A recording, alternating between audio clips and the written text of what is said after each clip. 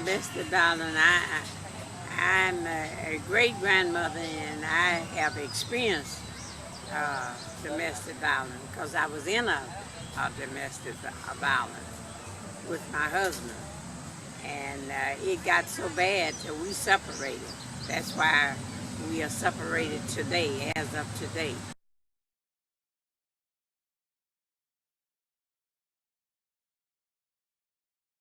My experience of domestic violence was between man and wife, husband and wife. That's my experience of domestic violence. That's the experience that I had.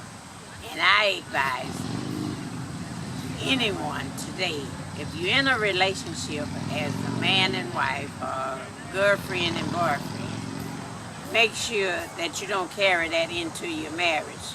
Because if you carry it into your marriage, then it affects your children that you have.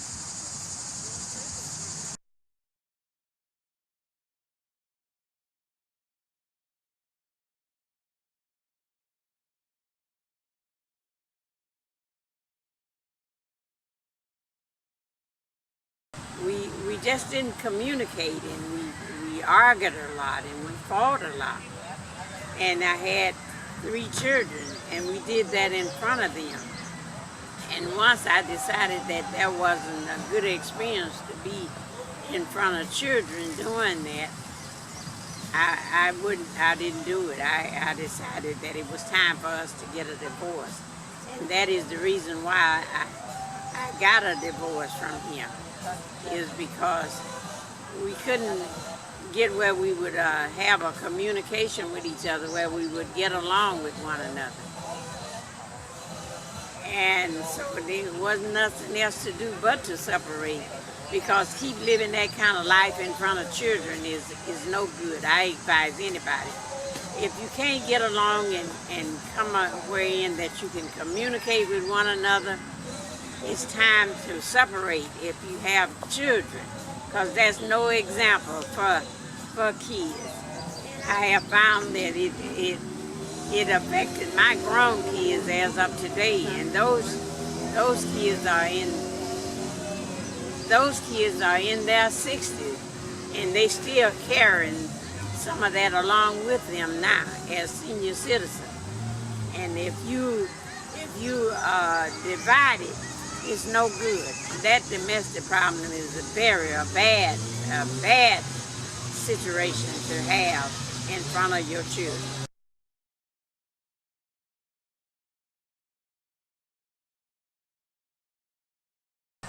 Well, it's something that you don't really notice when you're in a relationship with a person until after you sometimes is married to them, and then after you're married and they get into the work business and the type of work that my husband was involved in was a barber shop, and he had a business of his own that he ran the barber shop, and different women's coming in and out, and he got way in that he would have relationship or wanted to talk to different women and had no respect for his wife. And when it get way in that they don't have any respect for their wife, it's time for some separation to be done. If not, you're going to continue to have violence, and somebody's not going to be satisfied with the other one. And I don't want to just put it all off on him. It was that maybe I could have done better than what I did, but I didn't do anything to try to solve the issue. So the issue only got worse. And after it got worse, we ended up in court. And that's where we got to the divorce. We split from each other.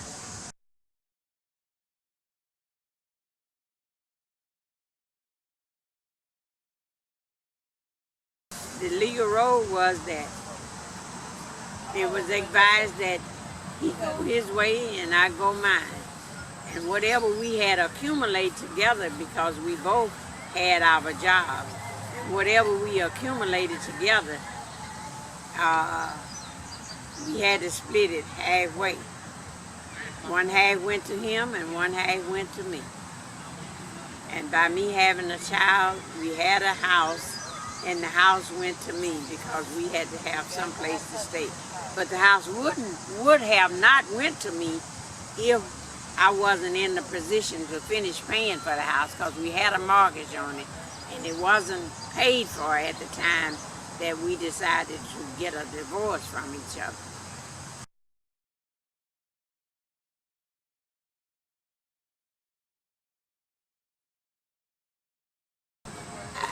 I kept it more private, but when I decided to get a lawyer, they give you 1 year to reconsider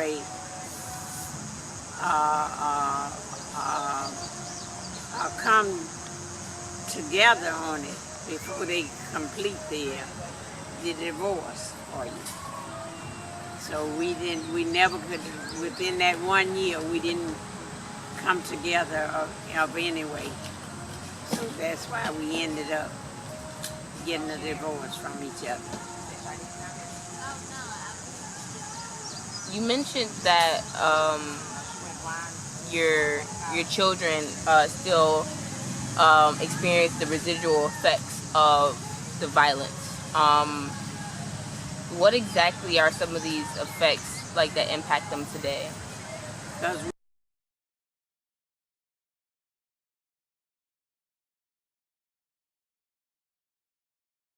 with their little ones or partners, I find that my oldest son, he carried the same thing that he received in our household to his household. And if he had not experienced that, I feel like that he wouldn't have been the type of violent man that he was towards his lady friend. Other children don't seem to hold on to it as much as the oldest one did. The oldest one seems to me is the one that's got more experience into what was happening into the house. He hold on to it, and he's still holding on to it till this day. And I think it's just something that he won't turn loose, wherein he should have, because he is his own man now, and he should be able to let it go, but he won't let it go.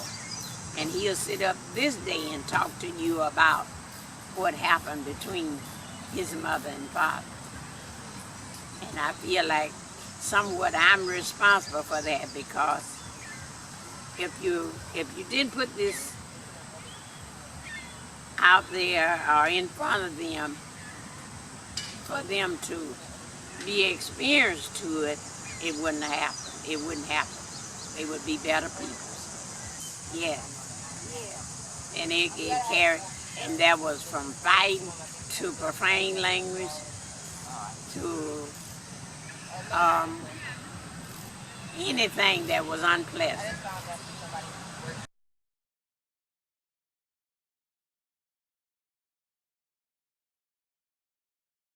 I married a young man that wasn't brought up with a father. And my belief, my dad taught me in my day that always check a family's background as to making sure a man or a woman have had that experience of a mother and father.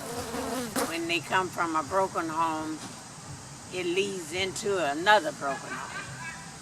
And I often think about that. That is the reason why I got involved with a man that came from a broken home, and he didn't know no other way but violence. He didn't have the experience of how a man should treat a woman.